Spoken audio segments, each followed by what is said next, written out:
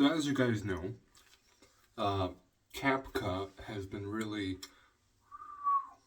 over the years. Well, over the year. 4K and 2K costs is premium now. Okay. You have watermarks.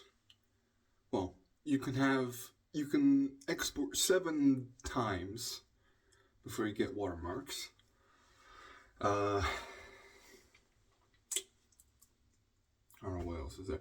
Oh yeah, the app is super buggy. It just is. My phone's perfectly fine. I mean, it's a S22 Plus. Sure, it's not the newest phone.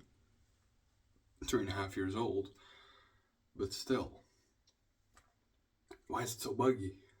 So, the question has to become, if my channel ends up getting, way more successful than it is now, like tens of thousands of subscribers. Ooh. I've been thinking about just buying a MacBook or a Mac Mini. And either use iMovie, which is free. Really good editing software. I used to use it all the time on my 2012 MacBook Air. That computer is really slow. I mean, it's still a pretty good computer, but I mean, not a lot of storage. 4 gigs of RAM. An Intel i5 3rd generation. And a small screen. But besides that, it was great for editing, iMovie. And the ability to be able to export the video to an external drive instead of the internal one, which was too small. That was amazing. Let me close the door.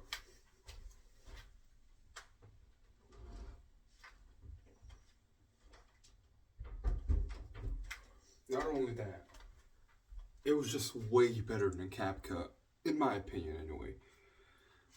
I felt like I could be more precise than on Capcut, even Capcut desktop, where you can use it on computer, which they brought out half a year ago or so, maybe even sooner than that.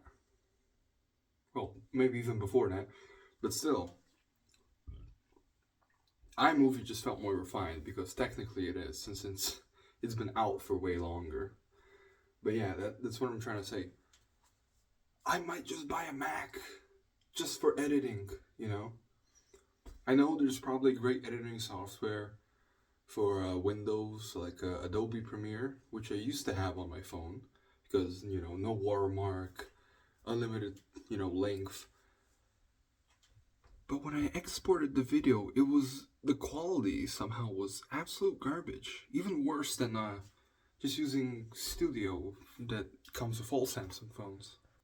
But yeah, worse than Studio. It looked pixelated, like not low bitrate, but just like crunchier.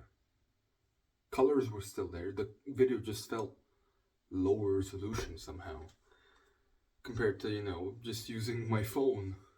The editing software that came on that, the Samsung Note 9. Editing software on that phone would have got me a better exported video than Adobe Premiere for your phone, At least back then. Like 2023. Which is a long time ago, but, bad experience in the end. Then I discovered Capcut because a lot of people on TikTok were using Capcut. And the editing, wow, look at that transition. Oh my god, look at the bitrate. Oh, it looks so nice. Not crunchy, it just looks crisp. It looks crisp. Just like chips, And I was like, okay, I'll use Capcut. And I've used Capcut a lot. It was great. Now they're not. You're trying to make me pay monthly instead of just paying once a big fee? Like, this is why I'd rather buy a Mac. Because I've used iMovie before, and it was great. Better than Capcut. At least for me, anyway. And Final Cut Pro X. I don't know what it's called. The super expensive one. I've seen people use it, you know, like Plain Rock 124. I've seen videos of them using it, and holy crap! That's refined. That's like really refined. Good stock music, very easy to like edit and crop and whatever. Way more precise, you know, super refined. Very nice to look at, you know. It's not like where is that? Where's that button? No, you know where everything is, you know. It's like easy peasy.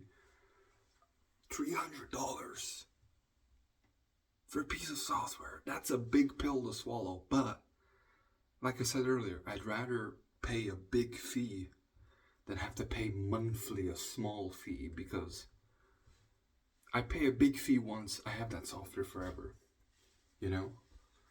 But if I pay monthly, and if I stop paying that, gone, you know? How much even is Capcut per month? I don't even know.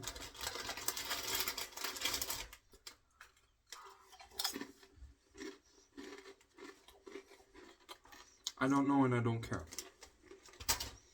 I just hate subscriptions. That's why I don't have a Spotify, for example, or YouTube Premium. I think it's stupid. Why would I spend money on something that in the end won't even be mine? It's not like a leasing, you know? When you lease a car or get credit for a house that you pay off monthly, and eventually it'll be yours after you pay it all off. No, it's just, if you pay us, you can use it. If you don't, I don't like that. I don't like subscriptions. I think they're a big waste of time. Pixar, pretty good editing software, ads every now and then, but hey, it's free software. I wouldn't pay for Pixar because I don't use them often, because it's not, I'm not used to, you know, doing Photoshop. I mean, I used to do it a lot, but nowadays I don't really have much ideas for what kind of thumbnail I could make. But still, I mean, they give you most of the tools, you know, the basic tools like crop, cutout, drawing, you know, exposure, contrast, saturation, all that jazz. You get a lot of features for free. Then you got Capcut. Pay to export in 4K, which was free before. Thank you, Oven. Now costs money. Also, and I can't believe I'm gonna say this, exporting before it costs money, you know, to export in 4K. Exporting a 4K 30 FPS video with the highest bitrate enabled, you know, the highest bitrate, slider all the way to the right. That way, I don't know. Highest bitrate, 4K 30 FPS, 5-minute video, exported faster on an iPhone 7 Plus. That phone can't even run YouTube today. Well, officially anyway. You can run it in a Chrome browser or Safari, but you can't update YouTube, so it doesn't let you watch YouTube via the app. But yeah, it blows my mind. It exported the video faster than on my S22 Plus. I'm sorry, what the hell? That's not okay. I know we were prioritizing iPhones because there's so much less of them compared to Android. But this is a flagship phone. I mean, it's old, but it's still newer and a flagship. You should have done something by then to at least ensure that it's not like getting beaten up by an older phone that doesn't even have software updates anymore. It's like, huh? Does that make sense? I hope it doesn't, because I don't get it anymore.